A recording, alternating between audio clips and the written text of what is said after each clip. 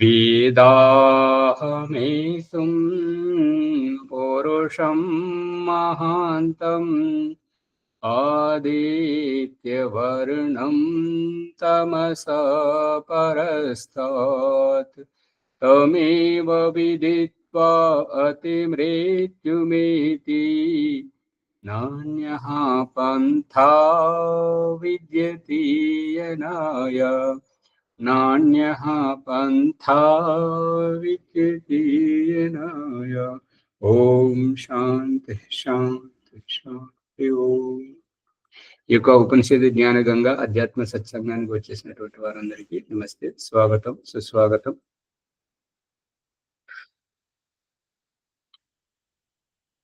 శ్యామలయ్య గారు చెప్పినటువంటి విషయానికి మహేశ్వరమ్మ గారు అర్థం చేసుకున్నది వాస్తవం. దేవుడి ఉనికి దేవుడిదే, జీవుడి ఉనికి జీవుడిదే, ప్రకృతి ఉనికి ప్రకృతి. మూడు అనాది పదార్థాలు అని అన్నప్పుడు ఒకరిలో ఒకరు కలవడం అంటూ ఉండదు. అంటే ఇప్పుడు మనం బయట, ఇంటికి బయట ఉన్నటువంటి వాళ్ళం ఇల్లు చేరితే ఎంత ఆత్మీయంగా అనుభూతి పొందుతుంటాము, అదే అనుభూతి పరమాత్మను చేరుకున్న జీవాత్మకు కలుగుతుంది. అంతేగాని పరమాత్మ దగ్గరికి చేరుకోగానే జీవాత్మ పరమాత్మలో మొత్తం లీనమైపోతుంటది, కనబడదు, అస్తిత్వం ఉండదు అనేటువంటిది ఉండదు. శ్యామలయ్య గారి ఉద్దేశం కూడా అది కాదు. కాకపోతే వారికి ఆ విధంగా విన్నారు కాబట్టి అలా చెప్పగలిగారు, అంతవరకే. ఓం ఆచార్య, అంతే అంతే అంతే. ఏమైనా సందేహాలు ఉంటే అడగండి. శ్వేతాశ్వతర ఉపనిషత్తు 4వ అధ్యాయంలో ఉన్నాం.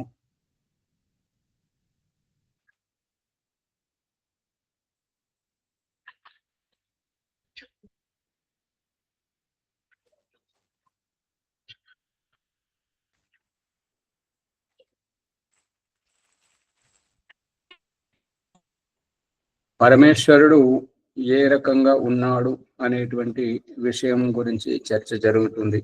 సూక్ష్మాతి సూక్ష్మంగా, స్థూలాతి స్థూలంగా ఆ పరమేశ్వరుని యొక్క చర్చ జరుగుతున్నటువంటి ప్రసంగంలో ఉన్నాం ఇప్పుడు మనము.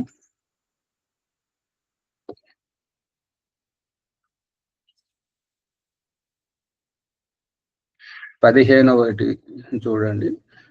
సా ఏవ కాలే భువనస్య గోప్తా విశ్వాధిపః సర్వభూతేషు గూఢః యస్మిన్ యుక్తా బ్రహ్మర్షయో దేవతాశ్చ తమేవం జ్ఞాత్వా మృత్యుపాశాన్ ఛినత్తి. సా ఆ యొక్క పరమేశ్వరుడు, ఏవ అంటే అతడే, అతని మించి ఇంకా మరేమీ లేదు అని సూటిగా చెప్పేటువంటి, ఏవ అంటే అతడే, ముక్కు సూటిగా.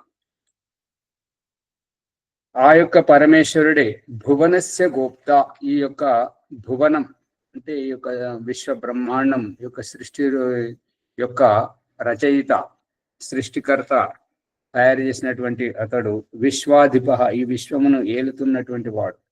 సదధార పృథివీంద్యముతే మాం, ఈ యొక్క విశ్వమును అధిష్ఠించి సంరక్షణ పరిపాలన గావిస్తున్నటువంటి ఆ యొక్క పరమేశ్వరుడు.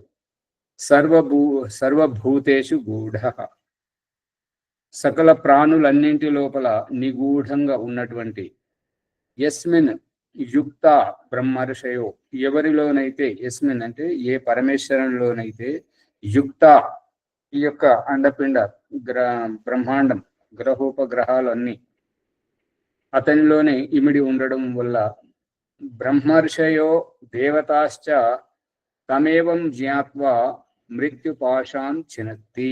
ఆ యొక్క పరమేశ్వరుని తెలుసుకొని, మన లోపల ఉన్నాడు, బయట ఉన్నాడు కాబట్టి ఇక అతన్ని కాదని మనం ఏమీ చెయ్యలేము. అంతా ఏది చేసినా కూడా అణువు లోపల ఇమిడి ఉన్నటువంటి అంతర్యామిగా పరమేశ్వరుడు లోపల చూస్తున్నాడు, బయట చూస్తున్నాడు, అంతటా అతడు మనకు సంరక్షణ చేస్తున్నాడు. కాబట్టి ఆ పరమేశ్వరునికి మినహా ఇక్కడ ఏమీ లేదు. కాబట్టి దయానంద సరస్వతి ఇంకా చెప్తున్నాడు ఏంటంటే, ఓ పరమేశ్వర, ఇక్కడ అక్కడ ఎక్కడ చూసినా అంతటా నీవే ఉన్నావు.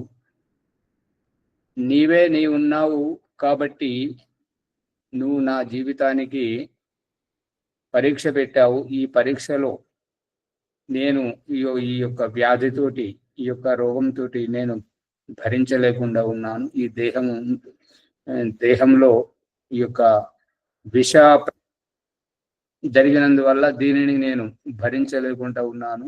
ఈ యొక్క బాధ నుంచి నేను బయటకు పోవాలనుకుంటున్నాను. అందు గురించి నేను వెళ్ళిపోతున్నాను. ఇక నీ సృష్టి, నీ వ్యవస్థ, నీ పరిపాలన, నీ సంరక్షణ అద్భుతం.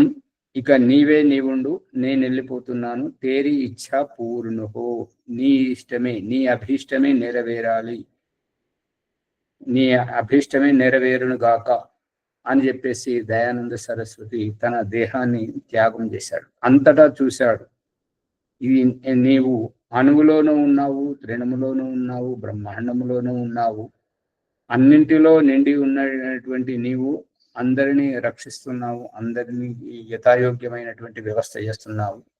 కాబట్టి ఇక నేను ఈ దేహంతోటి ఇబ్బంది పడుతున్నాను, సహించుకోలేకుండా ఉన్నాను బాధ, నేను ఈ దేహత్యాగం చేస్తున్నానని చెప్పేసి చెప్పుకోవడం. అదే అంతటా ఉన్నప్పుడు పోయేది ఎక్కడికి? మళ్ళీ ప్రశ్న అక్కడికి వస్తుంది. అంతటా ఉన్నప్పుడు పోయేది ఎక్కడికి అంటే ఆత్మస్థితిలోకి. ఇప్పుడు మహేశ్వరమ్మ గారు చెప్తున్నటువంటి వాళ్ళ స్నేహితులు అన్యోన్యంగా ప్రేమగా వచ్చి వచ్చే వరకు కలుసుకోవాలనేటువంటి ఒకరికొకరు ఈ పట్ల ఆకర్షణ, కలుసుకొని అన్ని విషయాలు మాట్లాడుకున్న తర్వాత ఎవరి దినచర్యలో వారు ఏ రకమైతే వేరువేరైపోతుంటారో, అదే విధంగా ఇక్కడ జీవాత్మ స్థితి జీవాత్మది, పరమాత్మ స్థితి పరమాత్మది. వియోగం పొందినటువంటి వాళ్ళు చాలా కాలం తర్వాత మళ్ళీ కలుసుకున్నప్పుడు, కలవాలని ఊహ వచ్చినప్పుడు ఒక ఆనందం, కలుసుకోవాలని వస్తున్నప్పుడు మరొక ఆనందం, అదొక తరంగాలు ఉద్వేగంగా వస్తుంటది. ఇక ఎదురెదురుగా కనపడగానే చేతిలో ఉన్న వస్తువులను సహితం అమాంతం అక్కడే ఎక్కడికక్కడ వదిలేసి వెళ్ళి ఆలింగనంలో ఇట్లాగా ఆత్మీయ స్పర్శతోటి తన్మయత్వ భావంలో తబ్బిబ్బైపోవడానికి, ఆ యొక్క వియోగ ఆనందాన్ని, ఇన్ని రోజుల ఆనందాన్ని ఒక్కసారిగా అనుభూతి పొందడానికి వాళ్ళు కలిసిపోయినప్పుడు ఆ తన్మయత్వ భావంతో కళ్ళు మూతలు పడుతుంటాయి. ఇంకా కొంతమందికి అయితే ఆత్మీయ భావంతో ఆనంద బాష్పాలు కూడా వస్తుంటాయి. దేహధ్యాస ఉండదు, కేవలం ఆ ఆత్మీయ భావం ఒకటే ఉంటుంటది. ఇది అనుభవం పొందారా లేదా కేవలం చెప్తుంటేనే వింటున్నారా? ఇది అనుభవోపేతంగా నిన్న తెలుసుకున్నాను ఆచార్యజీ. అది అనుకోకుండా జరిగింది, అద్భుతంగా ఉండే ఆచార్యజీ. మీరు చెప్పిందే గుర్తుకొచ్చింది నాకు. మాటలు కూడా రావండి మధ్యలో. ఏం రాలేదు, మీరు చెప్పినట్టు కంట్లో నీళ్ళు వచ్చాయి. నేను ఇంకా ఆనందం, నేను అది చెప్పలేను ఆచార్యజీ. ఇంకా 16వది చూడండి. ఘృతాత్ పరం మండం ఇవ అతి సూక్ష్మం జ్ఞాత్వా శివం సర్వభూతేషు గూఢం విశ్వస్యైకం పరివేష్టితారం జ్ఞాత్వా దేవం ముచ్యతే సర్వపాశై. ఈ విధంగా ఆ యొక్క పరమేశ్వరుని చూసినటువంటి మహర్షులు, ఋషికలు ఎవరైతే ఉంటారో, వారు ఎవరైతే దీని గురించి పరితపిస్తుంటారో అటువంటి వారు సర్వపాశం అంటే దుఃఖం, బంధాలు, ఈ జన్మ జర మరణ దుఃఖ బంధాల నుంచి విముక్తి పొందుతుంటారు, మోక్షం అనేది కలుగుతుంటాయి. అటువంటిది ఘృతాత్ పరం మండం ఇవ.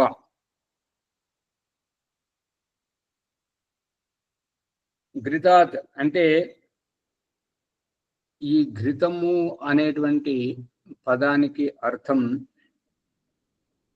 మస్తిష్కంలో ఎక్కడైతే రెండవ హృదయం సుషుమ్న నాడి వెన్నెముక ఈ శిరస్సు భాగం ఎక్కడైతే కలుస్తూ ఉంటుంటుందో ఆ యొక్క భాగంలో ఈ యొక్క ఘృత పదార్థం ఉంటుంది.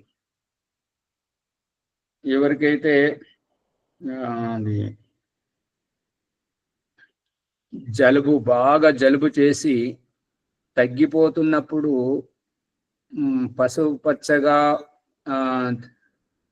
పసుపచ్చగా ఆ యొక్క తెమడ అనండి ఒక రుచిపూర్వకంగా వస్తుంటది. అది పైనుంచి వస్తున్నట్టుగా గమనించారా?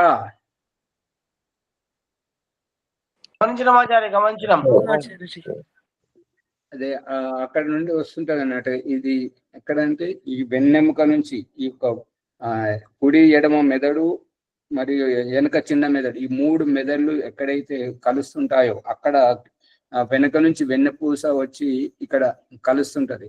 అక్కడ ఈ యొక్క బ్రికుటి యొక్క దీని ఆజ్ఞాచక్రం అంటుంటారు. శరీరం యొక్క నరనాడులన్నింటి యొక్క సంయంత్రం సబ్ స్టేషన్ ఇక్కడే ఉంటుంటది అనమాట.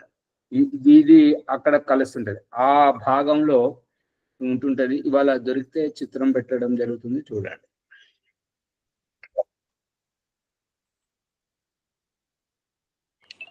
ఆచార్యజీ ప్రశ్న ఆచార్యజీ, అమ్మా ఇక్కడ మీరు ధ్యానం చేయాలి ఇందాక చెప్పారు కదా ఆచార్యజీ, అక్కడ ధ్యానం చేయాలని చెప్పారు. ధ్యానం ఏ విధంగా చేయాలి ఆచార్యజీ? ఇది వేరే విషయం. అలాగే ఆచార్య. ధ్యానం ఏ విధంగా చేయాలి అని అంటే, ధ్యానం చేయడానికి దేహమును స్థిర సుఖంగా అంటే దేహమును కదిలించకుండా కూర్చోగలగాలి. కూర్చున్నప్పుడు ఈ యొక్క శ్వాస ప్రశ్వాసలతోటి నరనాడులన్నింటినీ సహజంగా వదులుగా చేయాలి. బిగబట్టినట్టుగా ఉండకూడదు.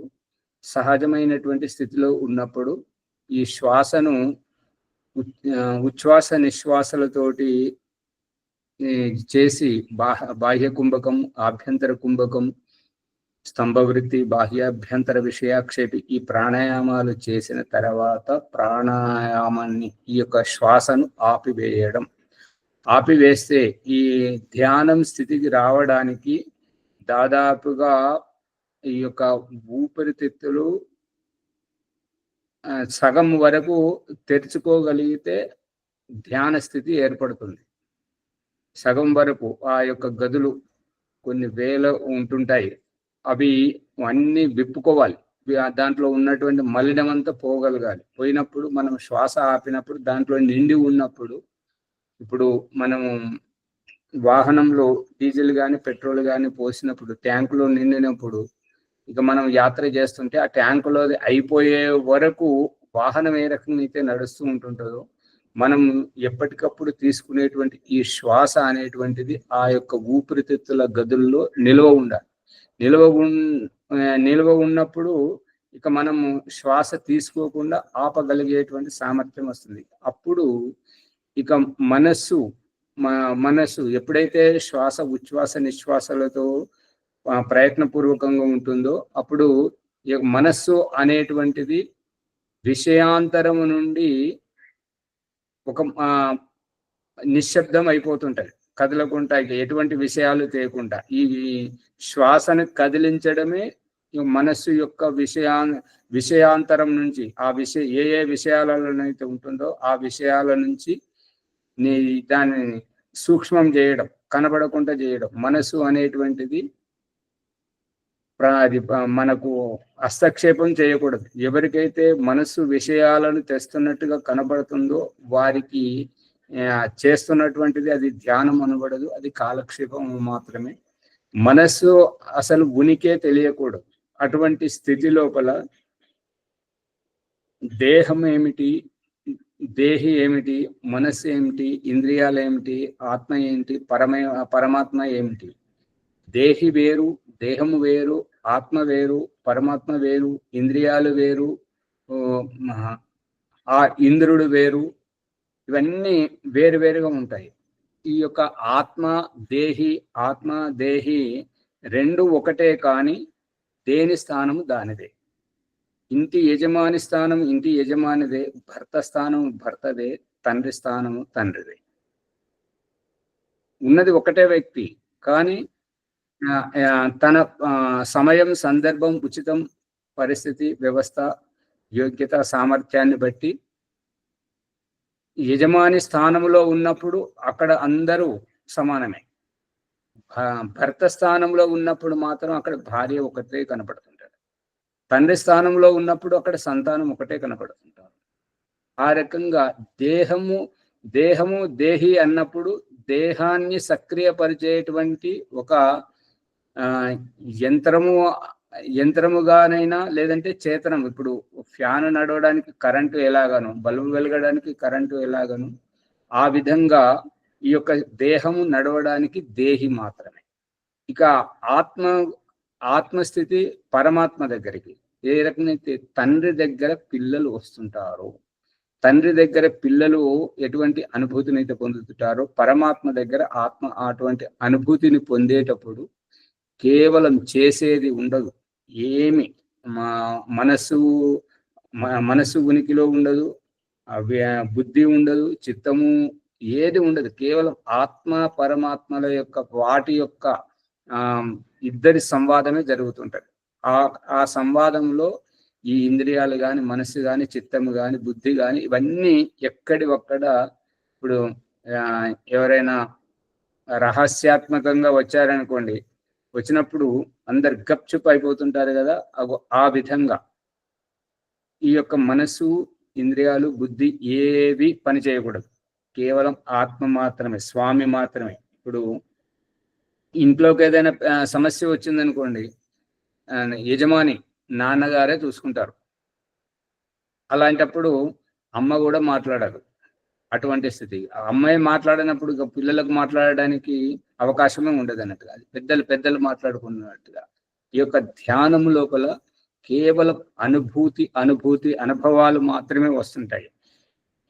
ఎప్పుడైతే మనస్సును ఏకాగ్రం చేయడం, ఇంద్రియాలను నియంత్రణలో ఉంచుకోవడం అనేటువంటి కాపలాదారునిగా ఉండేటువంటి వరకు ఇది కాలక్షేపమే. ఎప్పుడైతే చేసేటువంటి క్రియ ఉన్నంత వరకు శ్వాస ప్రశ్వాసలను, బాహ్య కుంభకం, ఆభ్యంతర కుంభకం, స్తంభవృత్తి, ఈ చేసేటువంటి స్తంభవృత్తి కూడా క్రియనే. ఈ యొక్క స్తంభవృత్తిలో ఆత్మ ఎక్కడికక్కడ శ్వాసను ఆపడానికి అక్కడ కాపలా ఉంది, ఎవరు వెళ్ళకూడదు. ఇప్పుడు ఎవరైనా ప్రధానమంత్రి కానీ, రాష్ట్రపతి కానీ వచ్చారంటే వాళ్ళ యొక్క అంగరక్షకులు ఎట్లా ఉంటారంటే చీమను కూడా బయటకు పోనివ్వరు, లోపలికి రానివ్వరు, బయటకు పోనివ్వరు. అంత జాగ్రత్తగా ఉండేటట్టుగా ఆత్మ స్తంభవృత్తి దగ్గరగా ఉంటుంది. ఇక ఎప్పుడైతే ఆత్మస్థితిలో ఉంటుంటుందో ఈ శ్వాస ప్రశ్వాసలు అవన్నీ ఆగిపోయి ఉంటుంటాయి. దేహం నడుస్తూనే ఉంటుంది. పరకాయ ప్రవేశంలో వెళ్ళినా కూడా ఆత్మ ఈ దేహంతో సంబంధం ఉంచుకుంటూనే బయటకు వెళ్ళిపోతుంది. ఇప్పుడు పాలు తాగించేటువంటి తల్లి శిశువును వదిలేసి బయటకు వెళ్ళిపోతున్నట్టుగా ఆ యొక్క అనుభూతి తల్లికి ఏ రకమైతే తెలుస్తుంటుంటుందో, ఈ దేహము వదిలిపెట్టి వెళుతున్నటువంటి దేహికి ఈ దేహం యొక్క ధ్యాస ఉంటుంటుంది. శంకరాచార్య గారు చూపిస్తున్నటువంటి దాంట్లో ఈ యొక్క శంకరాచార్య గారి దేహాన్ని వదిలేసి రాజు యొక్క శరీరంలో ప్రవేశించి రాజరికం చేస్తున్నప్పుడు ఉదయం సాయంత్రం వెళ్ళి మళ్ళీ ధ్యాన స్థితిలో కూర్చోండి, వదిలేనటువంటి ఆ శంకరాచార్య దేహంతో సంబంధం ఏర్పరచుకోవడం. ఎప్పుడైతే ఇక్కడ ఇంకొక రహస్యం, మళ్ళీ చూడండి ఆ వీడియో, కావాలంటే ఇవాళ పెట్టమంటే పెడతాను. దాంట్లో ఏంటంటే దేహి దేహంలో లేనప్పుడు ఈ యొక్క శరీరానికి ఆహారం అనేటువంటిది సరిగా అందదు కాబట్టి శంకరాచార్య గారు వారి శిష్యులకు బాధ్యత అప్పగించిపోయింది ఏంటంటే అష్టామ్లకం రుద్రజడ తైలములు వంటి వాటితోటి ఎప్పటికీ ఈ యొక్క దేహాన్ని కాపాడుతూ ఉండండి అనేటువంటిది. దేహంలో ఉన్నప్పుడు తనకి ఏది కావాలో దాహము గాని ఆకలి గాని వేసినప్పుడు తను తీర్చుకుంటుంది, వీలుని బట్టి, వసతిని బట్టి. తాను లేదు, ఇక్కడ లేదు కాబట్టి బయట నుంచి వారు ఔషధాల ద్వారా చికిత్స చేయడం. ఈ రహస్యమే మహాభారతంలో గాంధారి గర్భం నుంచి తీసినటువంటి ఆ మాంసం ముద్దకు ఎన్ని ముఖాలు ఉంటే అన్ని ముక్కలు చేసి ఆ యొక్క కొత్త కుండల పాత్రలలో పెట్టి నెయ్యి పోసి ఏదైతే చేస్తున్నారో ఆ రహస్యం ఈ రహస్యం రెండు దాదాపుగా ఒకటి. ఈ ధ్యాన ప్రక్రియలో చేసేది ఏముండదు. ధ్యానం నిర్విషయం మనహ, ఈ యొక్క మనసు నుండి ఏ విషయాలు ఉండకుండా కేవలం సాక్షిభూతంగా ఉండడం. ఇది కపిల మహర్షి యొక్క అభిప్రాయం. పతంజలి మహర్షి చెప్తున్నటువంటిది ఏంటంటే తత్ర ఏకతానత ధ్యానం. ఏకతానత, నిరంతరత, కొనసాగడం. ఏమిటి నిరంతరత అని అంటే నిర్విచార వైశారథ్య అధ్యాత్మ ప్రసాదం. అధ్యాత్మ ప్రసాదం దొరకాలి అని అంటే నిర్విచార స్థితికి వెళ్ళాలి. ఎటువంటి ఆలోచన ఉండకూడదు, ఎటువంటి చింతన మనన కల్పనలు ఊహలు ఏవి ఉండకూడదు. అటువంటి స్థితిలో అధ్యాత్మ ప్రసాదం, ఆత్మ అనుభూతి అనేటువంటిది కలుగుతుంటది. కాబట్టి ఇవన్నీ మాటలతో చెప్పుకునే కంటే అవకాశం తీసుకొని వస్తే ఎదురుగా కూర్చొని చేస్తే కొంతవరకు ముందుకు పోయేటువంటి ఆస్కారం ఉంది. అమ్మగారు. ఓం ఆచార్యజీ. ప్రాణాయామం ద్వారానే ధ్యానంలో వెళ్ళగలుగుతాం. అంతేగాని ఇప్పుడు ఎట్లా అయిపోయిన కూర్చోగానే ధ్యానంలో వెళ్ళడానికి ఉండదు కదా ఆచార్యజీ. ఇవన్నీ చేసి అప్పుడు ధ్యానంలో వస్తారు కదా ఆచార్యజీ. అంటే కొంతమంది మేము ధ్యానం చేస్తున్నాం అని చెప్పి డైరెక్ట్ ధ్యానంలోకి తీసుకుని వెళ్తారు. అమ్మగారు, ఇప్పుడు ఇది ఎటువంటి లోతైన విషయం అంటే ఆషామాషి తమాషగా అర్థం కాదు. ఎలా అంటే ఇంట్లో చేసేదంతా యవ్వనంలో ఉన్నవారు, శారీరక శక్తి ఉన్నవారు, యోగ్యత ఉన్నవారే చేస్తారు. కానీ ఎవరైతే పెద్దవాళ్ళు ఉంటారో ఆ పెద్దవాళ్ళు వాళ్ళు ఏమి చెయ్యలేకపోయినా ఈ చేసే వాళ్ళు వాళ్ళకి చెప్పి వాళ్ళ అనుమతిని తీసుకొని చేస్తుంటారు. దీని అభిప్రాయం ఏంటి? ఇప్పుడు మనం యాత్ర చేయాలి. మనకు మీరైతే ఫ్లైట్లో వచ్చారు, ఇక్కడ దేశంలో ఉన్నవారు విమానము, అది మరి రైల్లో, బస్సులో, ఆటోలో, కార్లో వెళ్తుంటారు. మనకు గమ్యం చేరడం ముఖ్యం. కానీ ఆ బస్సును, రైలును, విమానాన్ని నడిపేటువంటి వారు ఎవరు? రోడ్డు రవాణా శాఖ మంత్రి అయితేనేమో వాళ్ళు, మళ్ళీ విమానంది వాళ్ళు చూసుకుంటారు, రైలుది వీళ్ళు, రైల్వే శాఖ వాళ్ళు చూసుకుంటారు. ఇదంతా చూసుకునేటువంటి ఈ శాఖలన్నిటి మీద ఉన్నటువంటిది ముఖ్యమంత్రి ఒక్కడే, ప్రధానమంత్రి. ఆ ప్రధానమంత్రి ఎక్కడుంటాడు? మనకు కనబడతాడా? కనబడడు. ఆయన ఉనికి మాత్రమే ఏ రకంగానో మన ఇంటిలో పెద్దవాళ్ళు చేతగాకుండా ఉన్నా సరే వాళ్ళ విద్యమానతనే మనకు కొండంత అండగా ఎంత ఆత్మవిశ్వాసం కనబడుతుందో ఈ ఆత్మస్థితి కూడా అటువంటిదే. ఈ రకంగా వారు ఉండడమే, వారు ఆ విధంగా ఉండడమే మనకు ఎట్లయితే ఆత్మవిశ్వాసం కనబడుతుందో ఆ విధంగా ధ్యానంలో ఉండడం, అది కూడా చెయ్యడమే ధ్యానము. మీరు బయటి ప్రపంచంలో ఇతరుల ద్వారా విన్నటువంటిది, చూస్తున్నటువంటిది, చదివినటువంటి దాంట్లో ఏంటంటే చేసేటువంటిదే ధ్యానము అనేటువంటిది ఈ యొక్క ఆధ్యాత్మికతకు వర్తించదు.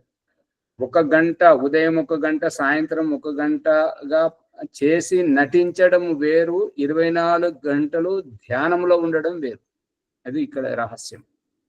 24 గంటలు ధ్యానంలో ఉన్నటువంటి వారికి ప్రతి క్షణం కొత్త కొత్త అనుభవాలు కలుగుతుంటాయి. నటించే వారికి అప్పుడు మాత్రమే సావధానంగా ఉండడం వల్ల కొంత కోల్పోయినట్టుగా చాలా వరకు తెలుస్తుంది. గమనిస్తున్నారమ్మ గారు? అర్థం అవుతుంది ఆచార్యజీ. ధన్యవాదాలు ఆచార్యజీ. ఇక్కడికి వచ్చారు కాబట్టి భారతదేశానికి మరి ఎన్ని రోజులు ఉంటారో ఆశ్రమానికి రాని. మీకు కాల్ చేస్తాను ఆచార్యజీ, చెప్తాను నేను. ఇంకా వారు శ్యామలయ్య గారు చెప్తున్నారు కదా, 10 తారీఖు జూలై 10 తారీఖు గురు పూర్ణిమ ఉన్నది, మరొక విశేష సందర్భం కూడా ఉన్నది.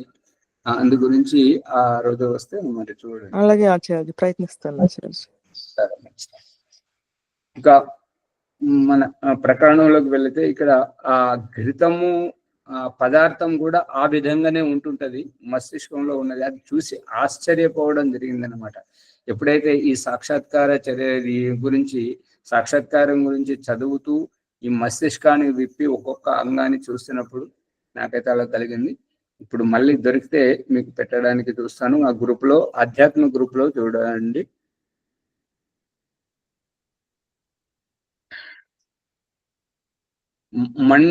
మండం అంటే దీన్ని హిందీలో మాడ్ అంటారు. మాడ్ అంటే మా తెలుగులో గంజి, తరల పదార్థం. ఆ విధంగా అంటే ఒక్కొక్క దాన్ని విప్పుకుంటూ లోతుగా తీసుకెళ్తున్నాడు. సరళంగా ఉండేటువంటిది అతి సూక్ష్మం. ఇప్పుడు దీంట్లో మనకు పట్టుకునేటువంటిది ఏంటి అంటే సూక్ష్మమైనటువంటి అనుభూతి ఒక్కటే. ఈ గంజితత్వము కాదు, ఆ ఘృతతత్వము కాదు. దాంట్లో ఉండేటువంటి సూక్ష్మ స్వరూపాన్ని చూపించడం గురించి ముందేమో గాఢంగా ఉండేటువంటి ఘృత రూపాన్ని చూపించాడు. ఇక దానికంటే ఇంకా పలుసగా ఉండేటువంటి ఈ గంజితత్వాన్ని దీన్ని చూపిస్తున్నాడు. మళ్ళీ చెప్తున్నా ఏంటంటే సూక్ష్మాతి సూక్ష్మం, అతి సూక్ష్మంగా ఉండేటువంటి, అంటే ఇది అమీబా అనేటువంటిది పరికరానికి పట్టుబడుతుందేమో కానీ ఇది అంతకంటే సూక్ష్మము అనేటువంటి అభిప్రాయం. ఇటువంటి సూక్ష్మ అస్తిత్వాన్ని జ్ఞాత్వ తెలుసుకున్నటువంటి వారు, ఇటువంటి మంగళ శివ స్వరూపాన్ని తెలుసుకున్నటువంటి, బ్రహ్మ స్వరూపాన్ని తెలుసుకున్నటువంటి ఈ విధమైనటువంటిది భూతేషు గూఢం, అన్ని ప్రాణులలో విద్యమానమై వ్యాపకంగా ఉన్నటువంటి ఆ యొక్క పరమేశ్వరుడిని తెలుసుకొని విశ్వస్య ఏకం, ఈ యొక్క పరివేష్టితారం, ఈ యొక్క విశ్వ బ్రహ్మాండమునంతా అల్లినటువంటి ఆ యొక్క పరమేశ్వరుడిని, పిట్టగూడును అల్లుకున్న పిట్టగూడును చూస్తుంటే ఆశ్చర్యం వేస్తుంది అన్నమాట. ఆ యొక్క గడ్డి పోసలన్నింటినీ అల్లి ఎంత అద్భుతంగా తయారు చేస్తుందో అదే విధంగా ఈ యొక్క విశ్వ బ్రహ్మాండం అంతా ఏర్పాటు చేసినటువంటి ఆ యొక్క పరమేశ్వరుడిని తెలుసుకొని ఈ ముచ్యతే సర్వపాశై, సకల దుఃఖముల నుంచి నివృత్తి పొందుతారు అనేటువంటిది ఇక్కడ చెప్పారు.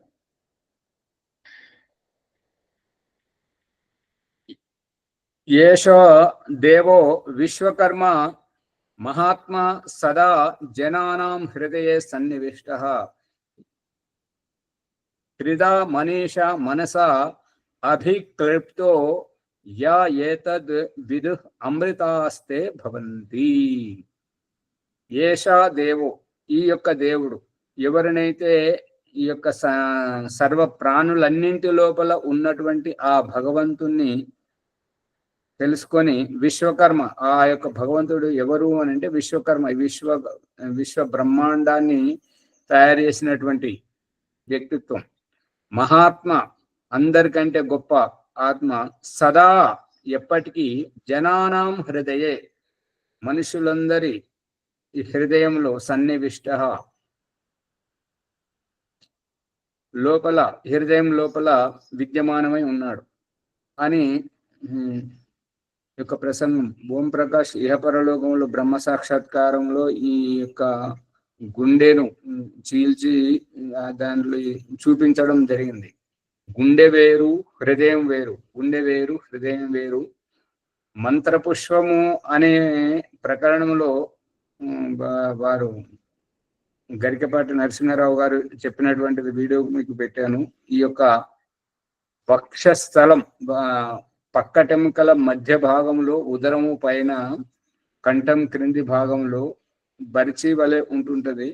అక్కడే స్త్రీలు మంగళసూత్ర ధారణ గాని, మెడలో వేసుకున్న ప్రతి మాల యొక్క మూల కేంద్రం అక్కడే వేలాడదీస్తుంటారు.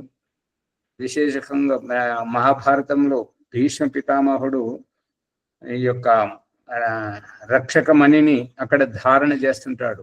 అందుకని ఎక్కడ శరీరం అంతా ఎక్కడ కొట్టినా చావని, ఎక్కడ కొట్టినా గాయపడని భీష్ముడికి శ్రీకృష్ణుడు చెప్తుంటాడు, అక్కడ కొట్టు, హృదయంలో కొట్టు అని చెప్పేసి అర్జునుడు చెప్పగానే అక్కడ బాణం కొట్టగానే అతను హతాశుడైపోతుంటాడు అన్నమాట. హృదాస్ మనీష, హృదం రమణీయం, రమింపజేసేటువంటి హృదయం.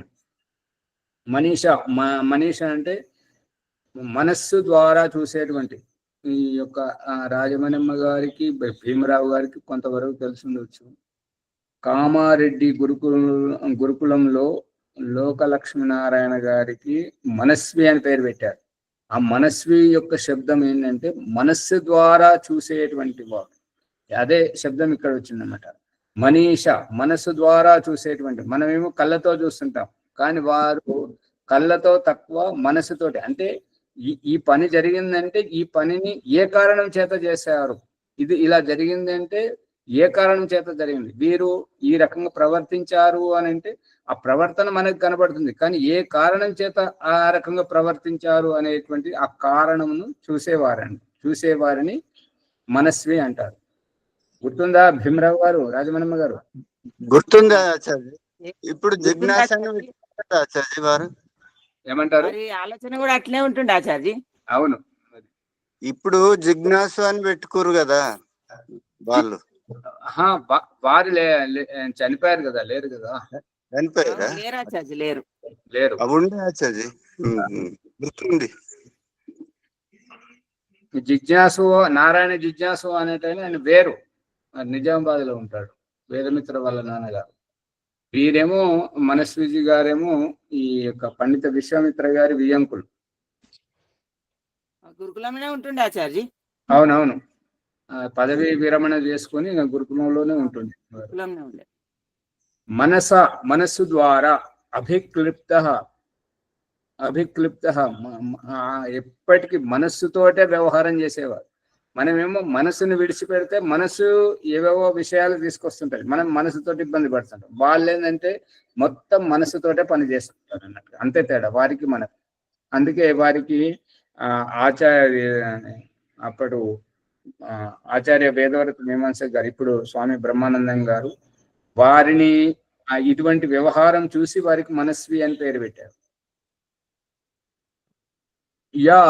ఏతద్ విదుహు, ఇటువంటి ఈ రహస్యాన్ని తెలుసుకొని ఎవరెవరైతే తెలుసుకుంటారో అటువంటి వారు అమృతాస్తే భవంతి, వారు ముక్తిని పొందుతుంటారు. వరలక్ష్మమ్మ గారు ఈ రకంగా సరళమైనటువంటి స్వభావంతో ఈ యొక్క బ్రహ్మతత్వాన్ని తెలుసుకొని ముక్తిని పొందడం, దుఃఖాల నుంచి నివృత్తి పొందడం, అది. అంతేగాని తొందరపడడం కాదు. 18వ చూడండి. యదా తమస్తత్ నా దివా నా రాత్రి నా సన్ నా చ సచ్చివ ఏవ కేవలః తద్ అక్షరం తత్సవితుర్వరేణ్యం ప్రజ్ఞా చ తస్మాత్ ప్రసృత పురాణి. ఎప్పుడైతే తం ఆ యొక్క పరమేశ్వరుణ్ణి అస్తం నా అంటే అస్తం అంటే అస్తమించినటువంటి సూర్యుడు, దివా నా అంటే దినంలో సూర్యుడు అస్తమించినట్టుగా, అంటే దినం అయిపోయినప్పుడు సూర్యుడు అస్తమిస్తుంటే చీకటి ఏ రకంగా కమ్ముకొస్తుంటాడో ఆ చీకటి మాదిరిగా కాదు, ఈ సూర్యుడు ఉదయించినప్పుడు ఈ యొక్క తెల్లని ప్రకాశము విరజిమ్ముకు వస్తుంటుంటేటువంటి ఆ ప్రకాశ స్వరూపము దినము కాదు, రాత్రి కాదు. నాచ అస్మిన్ అసత్ శివ, అసత్ అంతకంటే కాదు, శివ శివ అంటే కళ్యాణ స్వరూపం, మంగళమయం, ఏవ కేవల. ఇప్పుడు ఏంటంటే పండుగ అంటే ఏంటి ఇది చెప్పండి. పండుగ అంటే అలుకు ముగ్గులు వేసుకొని, కొత్త బట్టలు కట్టుకొని, పిండి వంటలు చేసుకోవడం, కొత్త కొత్త వంటలు చేసుకొని తినడం పండుగ కాదు. రోజు లేనిది ఆ రోజు ఉండే ప్రత్యేకత అనే. అట్లా అంటే నిన్నటి వరకు మంచిగానే ఉన్నాడు, నిన్నటి వరకు మంచిగానే ఉన్నటువంటి నాన్నని అనుకోండి, తాతయ్యని అనుకోండి, ఎవరైనా అనుకోండి, చనిపోయాడు అంటే నిన్నటి లేని పరిస్థితి వాళ్ళ ఉన్నది అంటే అది పండుగన? అలా కాదు. పండడం, పండింపజేయడానికి చేసే ప్రయత్నమే అశుద్ధిని శుద్ధి చేయడం, అలుకు ముగ్గులు కడుగుడు, స్నానం చేయడం, పాత వస్త్రాలను వదిలేసి కొత్త వస్త్రాలను ధరించడం, మరియు రోజు తినే ఆహారం కంటే కొత్త రకంగా వండించుకోవడం, ఇవన్నీ ప్రయత్నాలు. మళ్ళీ బంధువులు రావడం, ఆత్మీయంగా మాట్లాడుకోవడం, అవన్నీ చేసి పండించేదాన్ని పండుగ అంటారు. అర్థమవుతుందా? అర్థమవుతుంది. వచ్చేది ఏమి అమ్మల అంతా ఊరికే కూర్చున్నారు, ఇది ఒక్కటి మాట్లాడారు. పండుగ అంటే వరలక్ష్మి గారు ఏదో చెప్పాలనుకున్నారు అనుకుంటండి. ఏమంటారు? వరలక్ష్మి గారు ఏదో చెప్పనండి అని అడిగారు ఇందాక. చెప్పండి అమ్మగారు. అంటే విశేషంగా ఎవరో ఏదో వస్తున్నారు అంటే రోజు పరమాత్మ అంతటా ఉన్నాడు, కానీ ఆ ప్రత్యేకించి ఒక ఆనందాన్ని పొందటాక అవన్నీ ఏర్పాటు చేసుకోవటం, బంధువులతోటి కలవటం, ఈ పిండి వంటలు చేసుకోవటం, ఆ పరమాత్మ యొక్క ఆనందాన్ని పొందటానికి ప్రత్యేకంగా. అంటే ఎవరు వస్తుంటే మనం ఎలాగైతే ఏర్పాటు చేస్తాం, అలాగే పరమాత్ముడు ఒక శక్తి స్వరూపం మన ఇంట్లోకి ఒక ఆనందాన్ని తెస్తుందని ఈ పండుగ చేసుకోవడం ఆచార్జీ అని నేను అనుకుంటున్నాను. పండించేది ఏం పండించాలి, ఏం పండించాలి అంటే అశుద్ధిని శుద్ధి చేసి పవిత్రతను తీసుకురావడం, మనసుకు నచ్చిన వస్త్రాలు ధరించడము, మనసుకు నచ్చినటువంటి వంటలు చేసుకోవడం, వీటన్నింటితో పాటు ఆ రోజు ప్రత్యేక పూజ, రోజు దీపం ముట్టించేదైనా, రోజు చేసేదైనా ఆ రోజు ఇంకా కొద్దిగా విశేషంగా చేయడం, వీటన్నింటి ద్వారా పండించేటువంటిది మన ఆత్మలో ఉండేటువంటి అపరిపక్వతను పరిపక్వం చేసి పండించడమే పండుగ. మనం సంతోషపడడం. ఏమి శ్యామలయ్య గారు అర్థం కావట్లేదా? అర్థమవుతుంది ఆచార్య. ఇల్లు అలకంగానే పండుగ అయినట్లు కాదు అని అంటారు కదా, అది వస్తున్నది. మరి అది సామెత చూడండి, ఇల్లు అలకగానే పండుగ కాదు. అంటే ఇంకేదో ప్రత్యేకత ఇల్లు ఉంది, అది గుర్తించాలి అనేది. అది ఇప్పుడు ఓం ప్రకాష్ పుస్తకం ఇష్టానుసార సంతానం పుత్ర కామేష్టితో దివ్యమానవ నిర్మాణం అనే ప్రసంగంలో దాంట్లో వస్తున్నది ఈ పండుగ గురించి అంతా రాసిపెట్టి ఉన్నది. దానికి మోక్షం ఎప్పుడు వస్తుందో చూడాలి. ఈ రకంగా పరమేశ్వరుని యొక్క ఈ ప్రసంగంలో చెప్పడం ఏంటంటే, సాక్షాత్కారం అయినప్పుడు ఒదిగినటువంటిది ముసిముసి నవ్వు ముఖముతో ఉన్నా లేకున్నా, ఎవరైనా తిట్టినా ఎవరైనా పొగిడినా ఎప్పటికీ ఆనందమయంగా వాళ్ళ ధ్యాసలో వాళ్ళే ఉంటారు. ఇప్పుడు ఈ తెలంగాణ భాషలో చెప్తుందంటే ఆయన లోకం, ఆ లోకంలో ఆయనే ఉంటాడు, మన లోకంలోకి రాడు అని అంటుంటారు. చూడండి, గమనించారా? అవునా ఆచార్యజీ? వారి సంతోషంగా ఉండటం. అందుకని ఈ రకంగా ఈశ్వరుని యొక్క అనుభూతి తెలుస్తున్నప్పుడు, ధ్యానంలో మనం కూర్చున్నప్పుడు, ధ్యానంలో ఆ అనుభూతిని పొందినప్పుడు ఆ అనుభవాన్ని వాళ్ళకు వాళ్ళే ఇంకా వారికి సంయోగంగా అంటే అదృష్టం కొద్దీ ఎవరైనా వారి భావాలను అర్థం చేసుకునేవారు పంచుకునేగా వారు గనక దొరికితే ఇక ఆ ఆనందం వారిద్దరికే పరిమితం అవుతుంటది. ఇంకోవరికి తెలియదు. మనకు అర్థం కాదు, వారు చెప్పినవన్నీ ఏదేదో చెప్తుంటాడు, మనకు అర్థం కాదు అని అనుకుంటాం. కానీ అవి అర్థమైన వారికి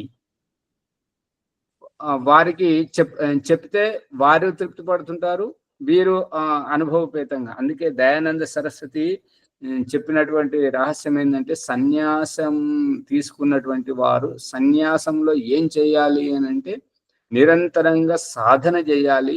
ఆ సాధనలో లభించినటువంటి అనుభూతులే ఇతరులకు ఉపదేశించాలి, అనుభవాలను. ఇంకా వేరొక గురువు ఇంకేమంటాడంటే, ఈ యొక్క సాధువులు, సన్యాసులు, ఆచార్యులు, పండితులు ఎవరైతే చనిపోతున్నారో వీరికి మోక్షం కలగదు. ఎందుకు అంటే వీరు బ్రతికినంత కాలం సమాజం మీద ఎగబడి అది దానం ధర్మం అని చెప్పేసి సమాజం మీద దోచుకుతున్నటువంటి దానికి పన్ను కట్టిపోవాలి. ఆ పన్నును దయానంద సరస్వతి చెప్పినటువంటిది అనుభవాలు సాధన చేసి సాధన యొక్క పరిణామాన్ని, అనుభూతులను పంచాలి. ఆ వేరే గురువు ఎవరైతే ఈ రహస్యాన్ని విప్పుతున్నారో అతనేమంటున్నాడంటే, మీకు మీ జీవితంలో మీరు పొందినటువంటి అనుభవాలన్నీ పుస్తక రూపంలో వ్రాసి సమాజానికి అప్పగించిపోవాలి. ఆ రకంగా అప్పగించినటువంటి ఈ ఉపనిషత్తులు, ఈ దర్శన శాస్త్రాలు, ఇవన్నీ ఒకవేళ వాళ్ళకు వాళ్ళే చూసుకొని పోతుంటే మనకి ఇవి దొరికేటువంటివి కాదు. అందుకే శిస్తు పన్ను. ఒక పంట పండించుకున్నప్పుడు రైతు ఏ రకంగా అయితే పంటకు ఆ పన్ను ఎట్లాగైతే కడుతుంటాడో, ఈ యొక్క విద్వాంసులు, పండితులు, ఋషులు ఎవరైతే ఉంటారో వీళ్ళు సమాజం మీద బ్రతికినంత కాలం ఎగబడి తిన్నదానికి పన్ను కట్టిపోవాలి. పన్ను కట్టిపోవాలంటే వాళ్ళ అనుభవాలను పుస్తకంలో రూపంలో రాసి పెట్టిపోవాలి అనేటువంటిది అభిప్రాయం.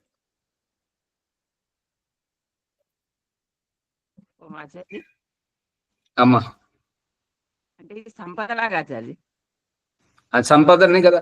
అందుకే ఇప్పుడు వారి సంపద వారి శరీరంతో వారితో పాటే. ఇప్పుడు ఈ ప్రసంగము ఎందుకు వచ్చిందంటే, నాడీ వైద్యులు వాళ్ళ దగ్గరికి వెళ్ళినప్పుడు వాళ్ళ బుద్ధి వికాసం కాలేదు కాబట్టి వాళ్ళు ఏం ఆలోచించారంటే, నేను ఇంకొకరికి నేర్పితే వారు తెలివైన వాళ్ళు అవుతుంటారు, మరి నాకు విలువ తగ్గిపోతుంటది కాబట్టి నేనెందుకు నేర్పాలి. వాళ్ళ శరీరం ఆయుష్ మూడింది, వాళ్ళు చనిపోయారు. వారి దగ్గర ఉన్న విద్య వారితో పాటే నాశనం అయిపోయింది, సమాజానికి తెలియలేదు. అటువంటిప్పుడే ఈ యొక్క నియమం తీసుకొచ్చారనమాట. పన్ను కట్టిపోవాలి. పన్ను కట్టకుండా ఎవరైతే పోతుంటారో వాళ్ళు దొంగతనం చేసిపోతున్నట్టుగా అని చెప్పి. చాలా పెద్ద ఏం అట్లా చూస్తారు శ్యాములు? చాలా పెద్ద ఏమంటారమ్మా? కొంత ఆచార్య వెనకటికి కొంతమంది తెలిసిన వాళ్ళు ఈ మందులు, ఆ చెట్లు అవన్నీ తెలిసిన వాళ్ళు చెప్పకుండానే పోయినరు. చెప్పకుండా పోతే సమాజానికి తెలియకుండా అయిపోయింది. ఇప్పుడు ఆన్లైన్ వచ్చినందుకు డబ్బులు కూడా ఆన్లైన్ చేసినందుకు ఇంకొకరికి వాడుకుంటున్నారు. అది తెలివి పెరిగినందుకు అందరికీ ఉపయోగం అవుతుంది. అవును. ఏమంటారమ్మా రాజమణి గారు? ఇది విద్వాంసులది చాలా లోతైన విషయం చెప్పిర్రు ఆచార్య ఈరోజు. మరి ఇది చాలా ఇంకా చాలా లోతైనటువంటి విషయం ఇప్పుడు కూడా వినలేదు ఆచార్య. ఇది బయట పెట్టుకుంటే మళ్ళీ మీలాంటి వాళ్ళు వెంట పడతారు, పట్టుకుంటారు కదా. ఏం ప్రయోజనం? జ్ఞానాన్ని గ్రహించి దాన్ని ఎవరికి అందించకుండా వెళ్ళిపోతే ఇంకా గ్రహించిన విలువ ఏముంది, జ్ఞానం విలువ ఏముంటుంది ఆచార్య? ఇప్పుడు మొన్న చెప్పిన విషయం పట్టుకోలేదు కదా.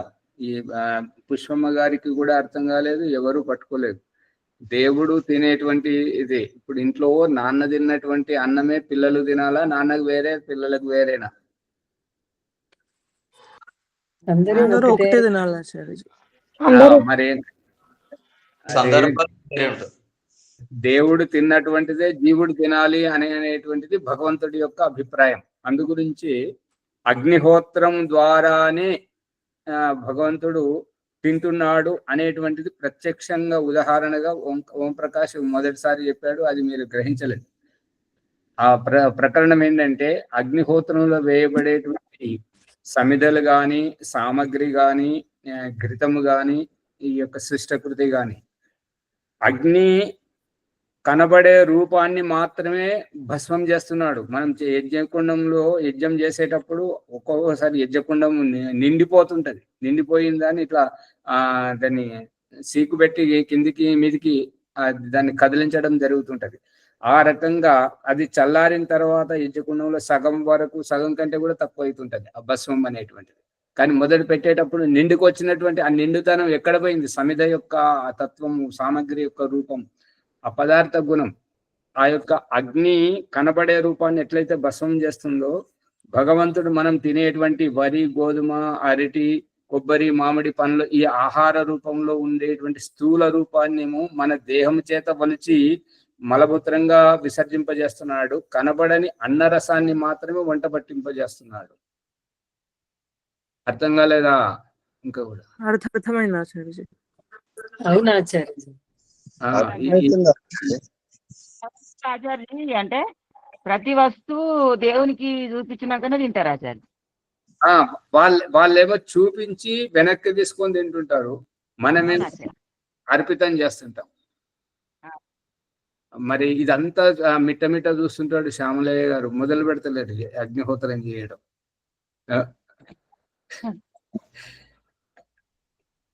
మంచి పనిని చేయాలి శ్యామలయ్య గారు. ఇదేంటంటే ఈ అగ్ని మా ఇంటి ఒక్కటే నువ్వు గింజ వాడితే ఎన్నో మొలకలు, ఎన్నో ఆ నువ్వులు అయి తయారవుతున్నాయి. మనం తింటున్నాం, ఎన్నో నువ్వులు తింటున్నాము, ఎన్నో తింటున్నాం, అన్ని భస్మం అయిపోతున్నాయి. ఎంత అది అన్నట్లా అనిపిస్తుంది ఆచార్య. అట్లా అగ్ని ఉంది కదా శరీరం. అవును, యజ్ఞకుండంలో అగ్ని ఉంది, మన దేహంలో అగ్ని ఉంది. అగ్నికే అక్కడ అగ్నికే ఇవ్వడం, ఇక్కడ అగ్నికే ఇవ్వడం. అదే ఆచార్య.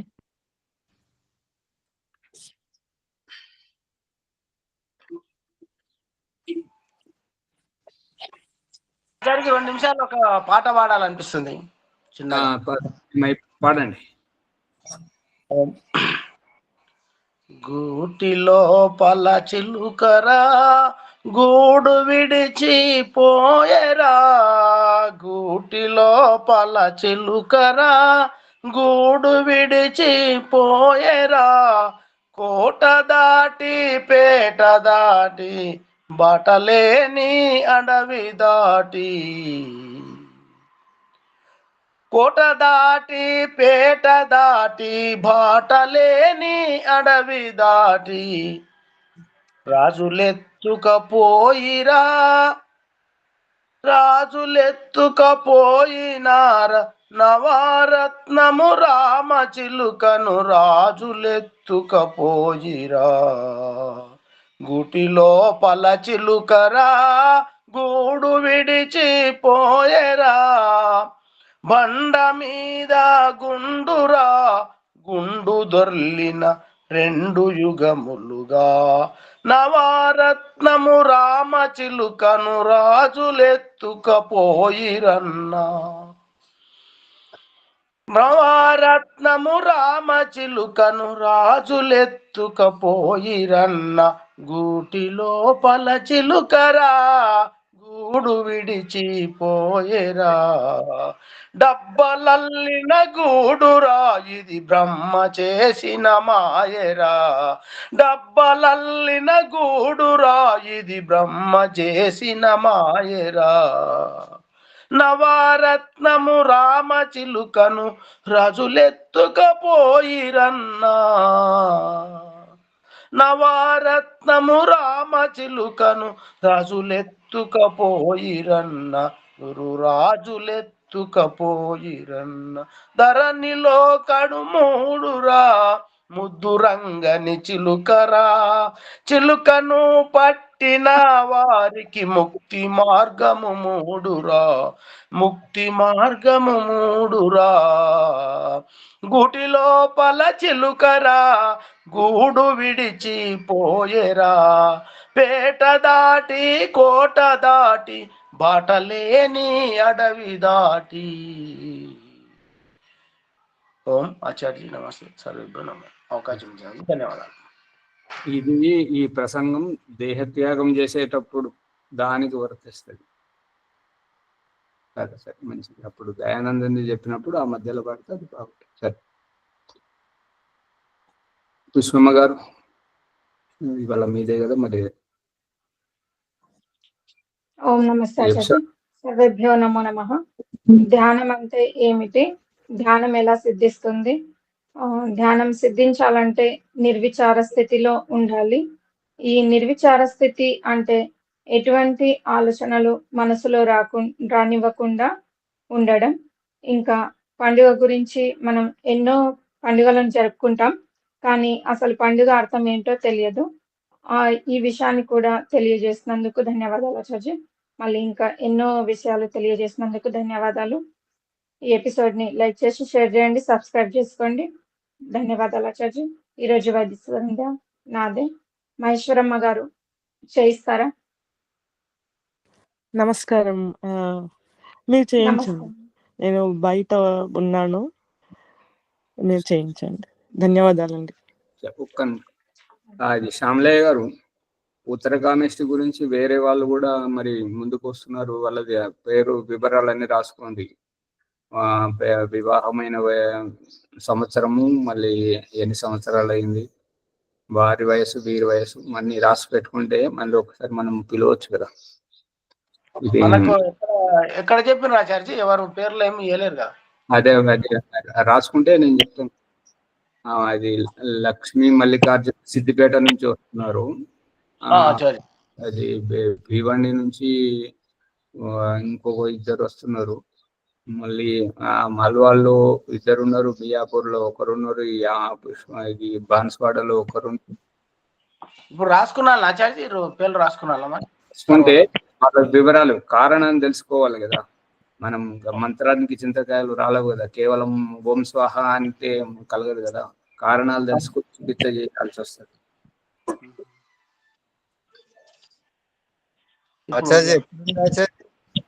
అది ఇప్పుడు పాత్రలు తయారవుతున్నాయి. పాత్రలు తయారైన తర్వాత ఇక మన డేటు ప్రకాశం మళ్ళీ వాళ్ళకి తెలవాలి కదా.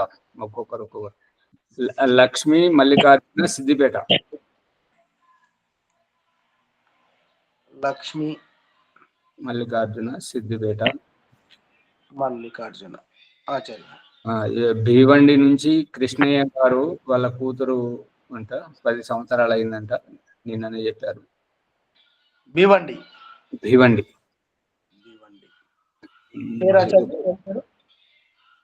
కృష్ణయ్య కూతురు అని చెప్పాడు. వివరాలు చెప్పలేదు, మనం కనుక్కోవాలి వాళ్ళు. కృష్ణయ్య వాళ్ళ ఫోన్ నంబర్ ఉంటే మనం కనుక్కోనికి. కృష్ణయ్య భీవండి సిద్దిపేట వాళ్ళు, భీవండి ఇద్దరు వచ్చిండ్రు. బాన్స్వాడ నుంచి అమ్మగారి రాసుకోండి.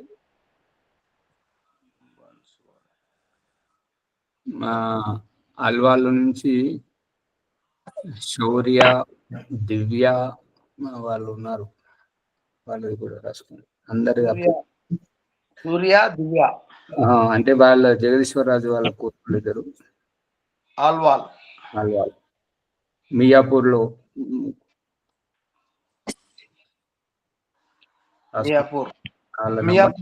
మీకు ఇస్తాను, నంబర్ ఇస్తాను. 6 మంది మియాపూర్ వాళ్ళ పేరు లేదు, వస్తాయి, అన్ని వస్తాయి. 6 మంది పేర్లు వచ్చినాయి. అదే ఆన్లైన్ లో ఎందుకు చెప్తున్నాం అంటే మళ్ళీ ఇంకోవరైనా ఉంటే కూడా వాళ్ళు సంప్రదిస్తారండి. మళ్ళీ అయినాక మాకు కాలేదు అని అంటే ముందు చెప్పలేదు, మాకు తెలియలేదు అంటారు కదా. అందుకని సరే మంచి అమ్మగారు చేయించండి. అథ వైదిక సంధ్య బ్రహ్మయజ్ఞము.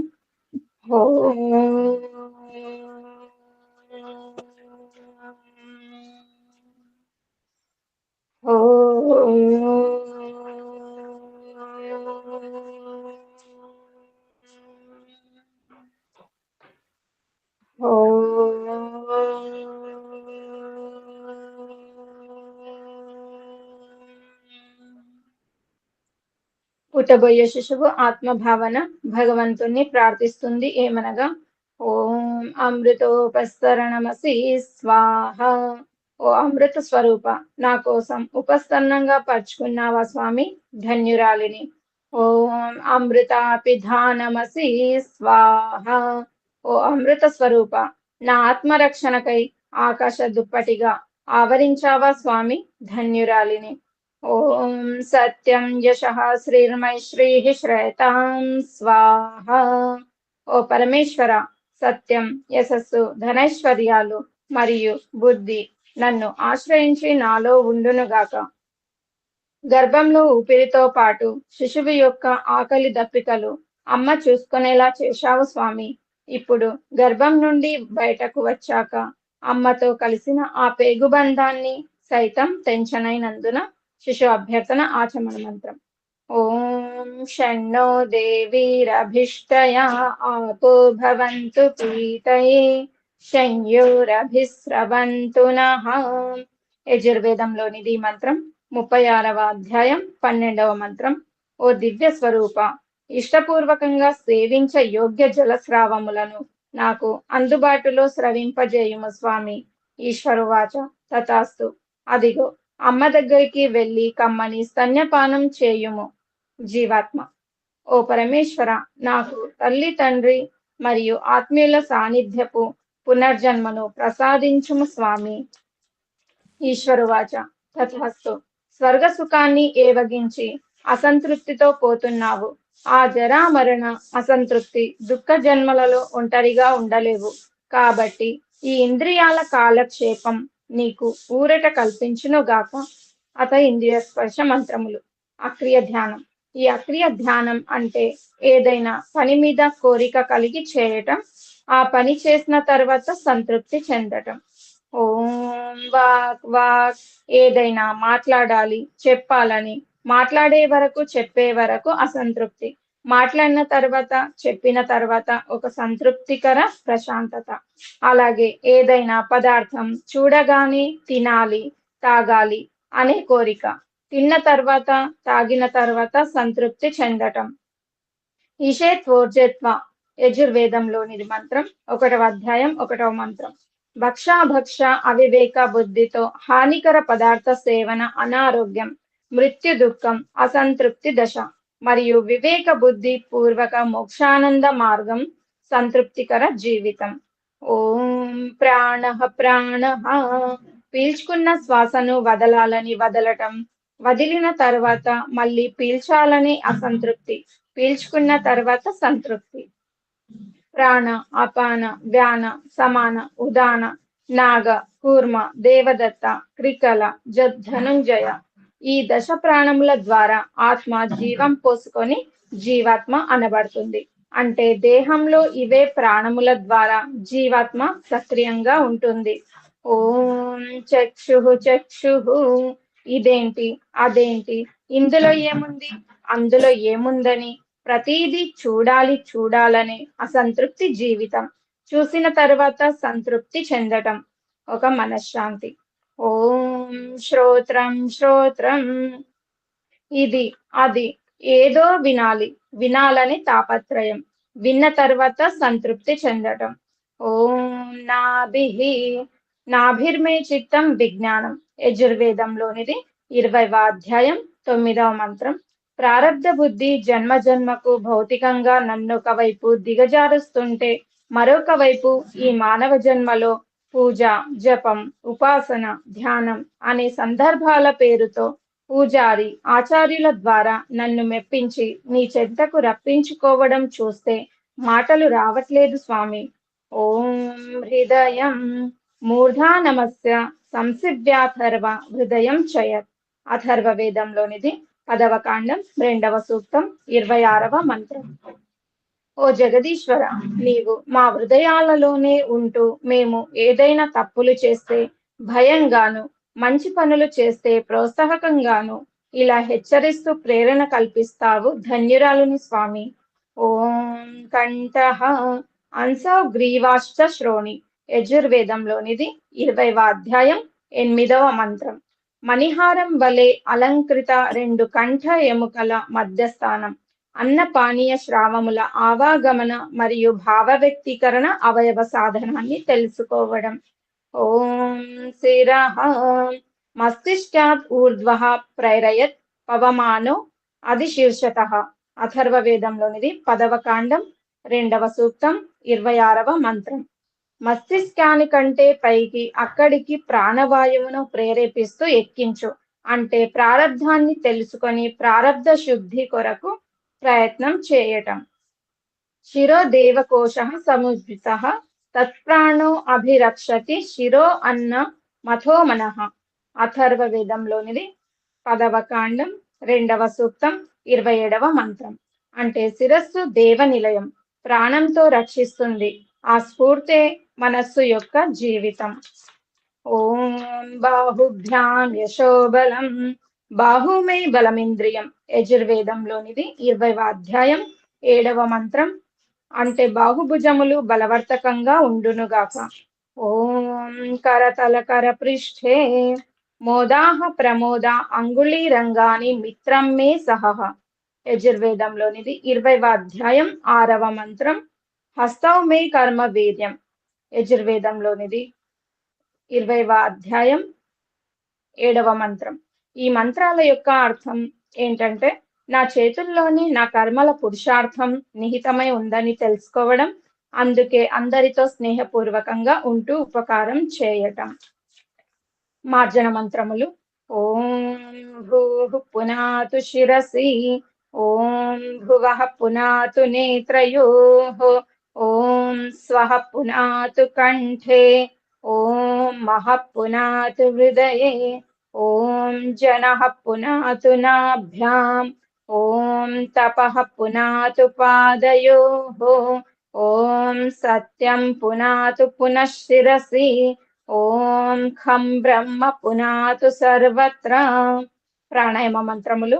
ఓం భూః ఓం భువః ఓం స్వః ఓం మహః ఓం జనః ఓం తపః ఓం సత్యం. ఆఘమర్షణ మంత్రములు.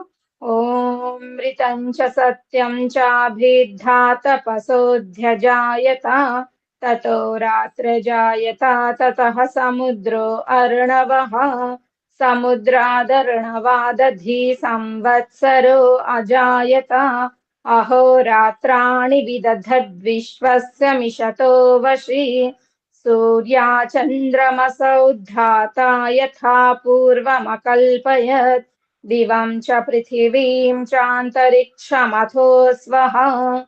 ఆచమన మంత్రం. ఓం షన్నో దేవీరభిష్టయా ఆపో భవంతు పీతయే శంయోరభిస్రవంతు నః. మనసా పరిక్రమ మంత్రములు. ఓం ప్రాచీదిగగ్నిరధిపతిరసితో రక్షితాదిత్యా ఇషవః తేభ్యో నమోధిపతిభ్యో నమో రక్షితృభ్యో నమ ఇషుభ్యో నమ ఏభ్యో అస్తు యోస్మాన్ ద్వేష్టియం వయం ద్విష్మస్తం వోజంభేదద్మః దక్షిణాదిగింద్రోధిపతిస్థిరశ్చిరాజే రక్షితా పితర ఇషవః తేభ్యో నమోధిపతిభ్యో నమో రక్షితృభ్యో నమ ఇషుభ్యో నమ ఏభ్యో అస్తు యోస్మాన్ ద్వేష్టియం వయం ద్విష్మస్తం వోజంభేదద్మః ప్రతీచేదిగ్వరుణోధిపతిః ప్రిదాకు రక్షితాన్నమిషవః తేభ్యో నమోధిపతిభ్యో నమో రక్షితృభ్యో నమ ఇషుభ్యో నమ ఏభ్యో అస్తు యోస్మాన్ ద్వేష్టియం వయం ద్విష్మస్తం వోజంభేదద్మః ఉదీచేదిక్ సోమోధిపతిః స్వజో రక్షితా శనిరిషవః తేభ్యో నమోధిపతిభ్యో నమో రక్షితృభ్యో నమ ఇషుభ్యో నమ ఏభ్యో అస్తు యోస్మాన్ ద్వేష్టియం వయం ద్విష్మస్తం వోజంభేదద్మః ధ్రువాదిగ్విష్ణురధిపతిః కల్మాషగ్రీవో రక్షితా వీరుధైషవః తేభ్యో నమోధిపతిభ్యో నమో రక్షితృభ్యో నమ ఇషుభ్యో నమ ఏభ్యో అస్తు योऽस्मान् द्वेष्ट्रियं वयं द्विष्मस्तं भोजं भेदद्मः ऊर्ध्वादिग्बृहस्पतिरधिपतिः स्वित्रो रक्षिता वर्षमिषवः तेभ्यो नमोऽधिपतिभ्यो नमो रक्षितृभ्यो नम इषुभ्यो नम एभ्यो अस्तु योऽस्मान् द्वेष्ट्रियं वयं द्विष्मस्तं भोजं भेदद्मः उपस्थान మంత్రములు जात वेदसे सुनवाम सोममराति यतो निदहाति वेदः सनः पर्षदति दुर्गाणि विश्वानावेव सिन्धुं दुरितात्यग्निः चित्रं देवानामुदगादनीकं चक्षुर्मित्रस्य वरुणस्याग्नेः आप्राद्यावा पृथिवी अन्तरिक्षं सूर्य आत्मा जगतस्तस्तुषश्च उदुत्यं जातवेदसं देवं वहन्ति केतवः दृशे विश्वाय सूर्यम् उद्वयं तमसस्परिस्वः पश्यन्तवुत्तरम् देवं देवत्रा सूर्यमगन्मज्योतिरुत्तमम् अथ प्राश्चित मंत्रम ओम तच्चक्षुर्देवहितं पुरस्ताच्छुक्रमुच्चरत् पश्येम शरदः शतं जीवेम शरदः शतं शृणुयाम शरदः शतं प्रब्रवाम शरदः शतं अदीनाः श्याम शरदः शतं भूयश्च शरदः शतात् ओम आचमन मंत्रम ओम शन्नो देवीरभिष्टया आपो भवन्तु पीतये शंयोरभिस्रवन्तु नः गायत्री मंत्रము ओम भूर्भुवः स्वः तत्सवितुर्वरेण्यं भर्गो देवस्य धीमहि धियो यो नः प्रचोदयात् సమర్పణ భావం ఓ పరమేశ్వర దయానిధే మీ కృప వల్ల జపోపాసనాది శుభకర్మములను చేసిన మేము ధర్మ అర్థ కామ మోక్షముల సిద్ధిని సత్వరముగా ప్రాప్తించుకుందుముగాక నమస్కార మంత్రం ఓం నమః శంభవాయ చామయో భవాయ చ నమః శంకరాయ చామయస్కరాయ చ నమః శివాయ చ శివతరాయ చ ఆచమన మంత్రం ఓం శన్నో దేవీరభిష్టయా ఆపో భవంతు పీతయే శంయోరభిస్రవంతు నః ఓం इति वैदिक संध्या ब्रह्मयज्ञము अथ शांति पाठः ओम देवभु शांति अंतरिक्षं शांति पृथिवी शांति आपः शांति वोषधयः शांतिः वनस्पतयः शांति विश्वे देवाः शांति ब्रह्म शांति सर्वं शांतिः शांतिरेव शांति सामा शांतिरेधि ओम शांति शांति शांति ఓం నమస్తే ఆచార్య సర్వేభ్యో నమో నమః అందరి ఎపిసోడ్ ని లైక్ చేసి షేర్ చేయండి సబ్స్క్రైబ్ చేసుకోండి ఏదైనా సందేహాలు ఉంటే కామెంట్ రూపంలో పెట్టండి ధన్యవాదాలు ఆచార్య శ్యామలయ్య గారు చెప్పండి సూచన ఇవ్వండి నమస్తే ఆచార్య సర్వేభ్యో నమో నమః అదే 10 తారీఖు జూలై 10 తారీఖు గురు పౌర్ణమి ఉంది మరి గురు పౌర్ణమికి వచ్చే వాళ్ళు మన కార్యక్రమం ఏ విధంగా చేసుకునాలి అనేది అందరం కూడా ఆలోచన చేసి ముందుకు తీసుకుపోతే బాగుంటుందని ప్రభాకర్ గారికి మరి మునిజీ గారికి అందరికి కూడా సులోచనమ్మ గారికి కూడా అందరికి చెప్తున్నాము నమస్తే నమస్తే ఆచార్య సర్వేభ్యో నమో నమః చాలా మంచిది కార్యక్రమం ఏర్పాటు చేయడం చేద్దాం అందరు వచ్చే అవకాశం కూడా ఏర్పడుతుంది ఒక సందర్భంగా సరే ధన్యవాదాలు